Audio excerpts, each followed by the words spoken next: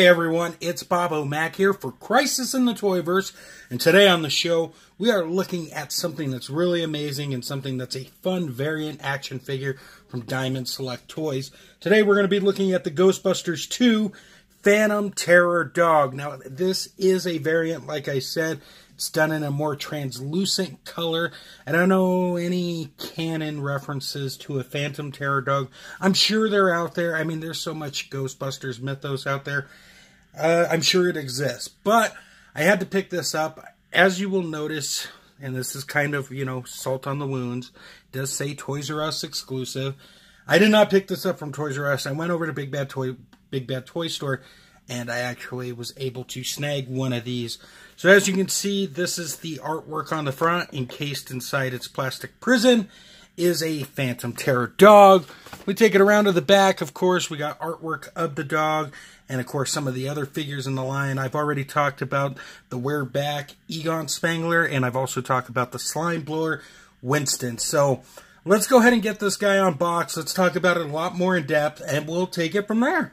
Alright gang, here we are with the Phantom Terror Dog on box. Now basically this is a repaint. Obviously this time it is done in the translucent plastic, as you can see throughout the figure. But it does retain all the detail that Diamond Select had put into their original Terror Dog, if you will. There are different shades of translucentness, if you will, on the figure. It's darker up in the front, and as you go throughout, you see it phase into a lighter color. And even on the bottom here, you got the darkness going on, and the light kind of shows here the translucentness. And then you get to the bottom here, especially in the abdomen. As you can see, it's definitely a lighter shade. So overall, you're not missing any of the detail that you've seen in the original Terror Dog release. Once again, it's done translucently just for some added fun. Once again, I don't know anything about the mythos of a Phantom Terror Dog, if you will. But it's a cool concept. I'm digging it. I got no complaints. So let's just go ahead and dive into Articulation, shall we? Let's go ahead and get the camera zoomed in like so. Get it focused. Now, in terms of the head is on a ball peg. You can bring it down that far. You can bring it up. You're going to get side-to-side action and full rotation, 360 Exorcist style. In terms of the head itself, it does have a hinge at the mouth there, so you can get it roaring. It does look a little weird, not painted, but if you have it at the right angle, definitely looks pretty cool if I say so myself. Shut that back up. The neck is on a sliding joint here that allows it to go down and up and rotation 360, although it does break up the sculpt. But once you have the neck position in a good way, you can definitely make the articulation work to your liking. Now, the body doesn't have any articulation at this section. It's all in this lower section, which is on a diaphragm joint, which goes side to side. You can bring it up, but because it is kind of top-heavy, it's going to slide back down. But you can sort of bring it down. It's just mostly going to be side to side to help you get the dog running or turning like so. That's pretty much what it's designed for. Now, in terms of the legs, at least on the front, they're on a ball hinge. They go out, they go in, and you can have them go 360. Now, you have a swivel and hinge at the lower part of the leg, which allows for rotation in and out. And you can bring it up that much, and you can bend it, of course, almost 90 degrees. You do have a hinge that allows forward and back pretty well on the foot. No rocker or anything like that, it looks like. And if it did, I'm not going to risk breaking it. Same thing on the other side. We get to the back leg. Of course, the ball hinges is still there. But we do have a bend at the first knee like so. And that, too, is on a swivel. Of course, you have the rotation at the upper part.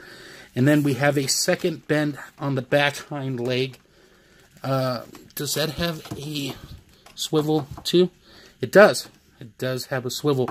And, of course, it goes in and out. And then we have the hinge that works essentially the same like the front. This one actually works a lot smoother going forwards and back. No articulation on the tail or whatnot. But overall, definitely not bad to say the least. Definitely satisfied with this. I know it's not going to be for everyone.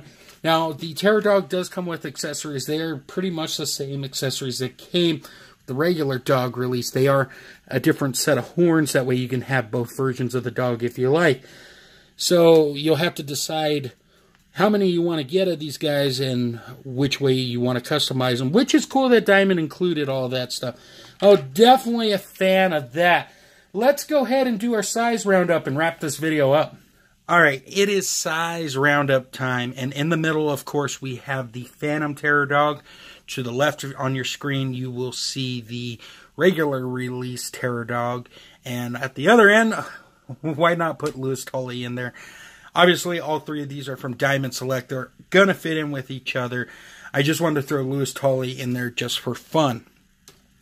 Now, as it relates to the dogs themselves, I think it is a cool picture and contrast. You could use this dog for a lot of different things. If you have the diorama piece, you could set it up on that and have that just be a statue in itself if you wanted to. Or you could have it chase down either Dana or Louis there. Or if you want to have the Phantom Dog with a regular dog. I mean, the imagination is really the only thing stopping you here. Do I think it's worth it? Well, that depends on how deep you are into this line. If you're just a casual collector, you might pass on it. But if you're a hardcore Ghostbusters fan, you're probably going to want it in your collection just to say, I have a Phantom Terror Dog. So, if you can track it down, because unfortunately Toys R Us is no more, but if you can find it like at places, Big Bad Toy Store, maybe even Entertainment Earth, Amazon, eBay, just don't pay an arm and a leg for it, because it's cool. I just don't know if it would warrant such a high price. So, guys, I want to thank you so much for stopping by and seeing what's going on here.